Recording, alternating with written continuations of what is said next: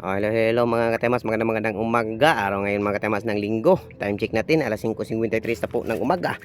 Ayun mga katemas, meron po tayong huli 5 piraso mga katemas. Ayan, isa, dalawa, tatlo, apat, 5 pirasong nukos mga katemas. 5 piraso po yan nukos. At yan mga katemas, yung itlog na sa dingding ng ating bubutrap o squid trap mga katemas. Kukunin natin yan kasi kung hindi natin yan kukunin mga katemas, bukas dadami yan dito mga katemas, dadami yan, dagdagan yan ng ibang nukos. Kaya yung ititira natin doon sa loob lang, para yung nukos mga katemas pumasok sa loob at hindi dito mag ng kanilang mga itlog sa labas. Ayun mga katemas, meron po tayong 5 piraso. At kanina mga katemas, meron po tayong huli doon, isang piraso pa lang yung huli natin mga katemas. 10 bubo na po napandaw natin o naliban natin ng isa. 10 bubo na po na 10 pirasong bubo na po ang naiaho natin mga katemas. Yung huli natin isa pa.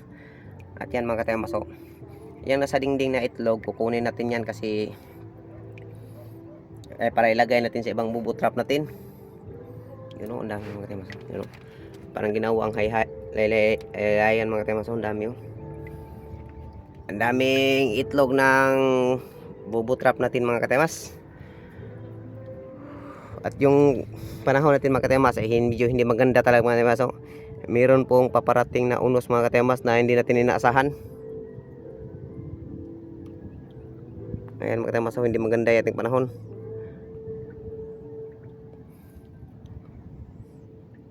At bukas pa tayo mag-aaho ng ating fish trap mga katemas o bubo trap. Yung fish trap ito mga katemas ay squid trap ito mga katemas, pang nukos natin. Ayan po mga katemas, kukunin na po natin yung ating huli mga katemas ha. Ayan na. Ayan na, kukunin na po natin yung ating huli. Kung ilang piraso lahat.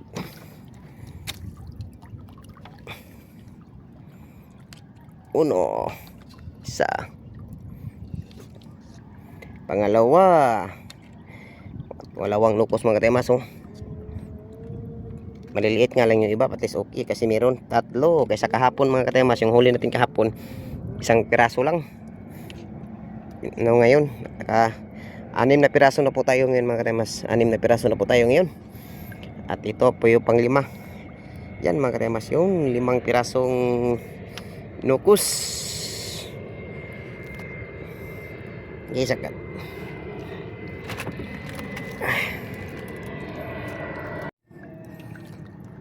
Hello mga katemas. Ito yung pang 11 bubo natin o pang 11 na bubo. Meron pong laman 3 piraso mga katemas. Kukunin natin yung 3 pirasong laman natin bubo trap. Okay, sige mga katemas, kukunin natin yung 3 piraso.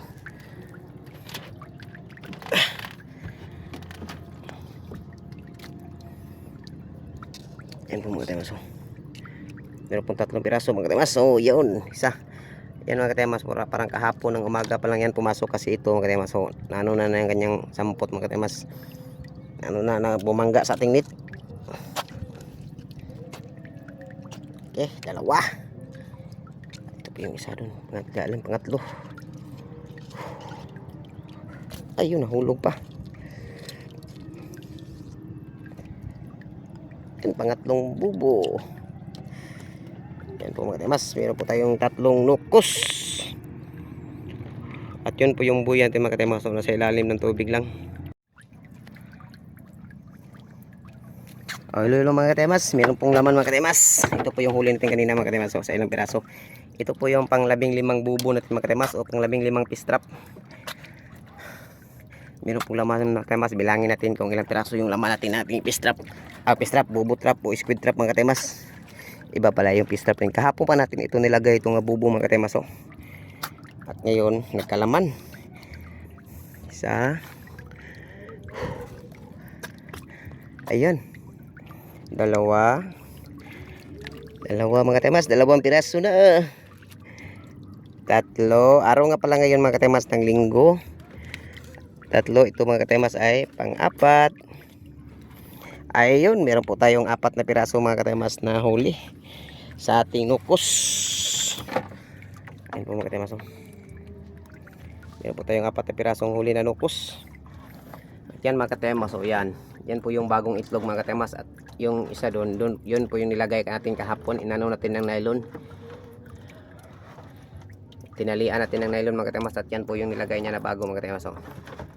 Yan. Oh, hello mga katimas, magandang umaga. Oh, meron po tayong 2 piraso mga katimas laman mga katimas. Oh. 2 piraso mga katimas. Ito po yung huli natin kanina mga katimas. Oh.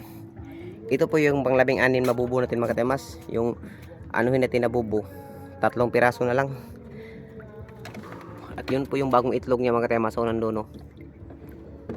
At yan po yung nilagay natin kahapon. Yan po mga katimas. Oh.